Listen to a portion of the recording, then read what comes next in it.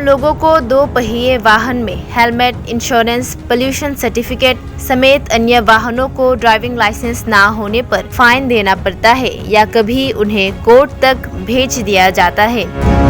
लेकिन सरकार या तो राजनीतिक दलों के लाभ के लिए 10,330 शिक्षकों के परिवारों की दुर्दशा के लिए कौन जिम्मेदार है? इसका फाइन आखिर देगा कौन? ये पूछे जाने लायक एक सवाल है। अपने जीवन संग्राम में हारे, नौकरी गंवाने वाले 10,330 शिक्षकों के आत्महत्या के जिम्मेदार किसे ठहराए? मानसिक रूप से टूट पड़े हैं, बिखर पड़े हैं, इसका जिम्मेदार कौन? ऐसी ही एक छवि कोकतमाकोक हिंदी के कैमरे में कैद हुई।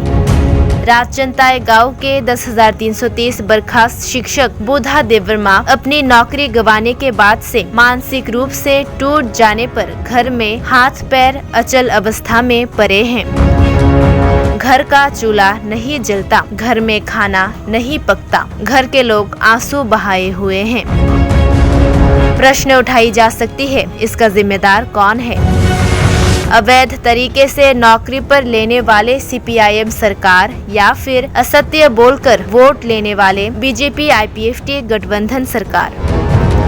10,330 बर्खास्त शिक्षक बुधा देववर्मा का पहला पोस्टिंग खोवाई तोकचाया जेबी स्कूल में था। उनकी पत्नी का नाम कविता देववर्मा। उनके 2 संतान हैं, एक कक्षा 8 में और दूसरा कक्षा 2 में पढ़ता है।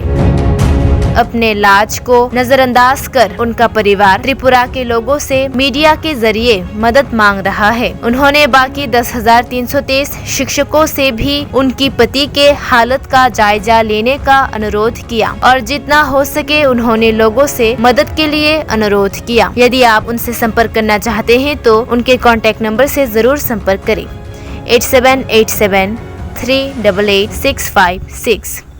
अब देखना होगा कि इस असहाय 10,330 बर्खास्त शिक्षक के परिवार के पास कौन खड़ा होता है।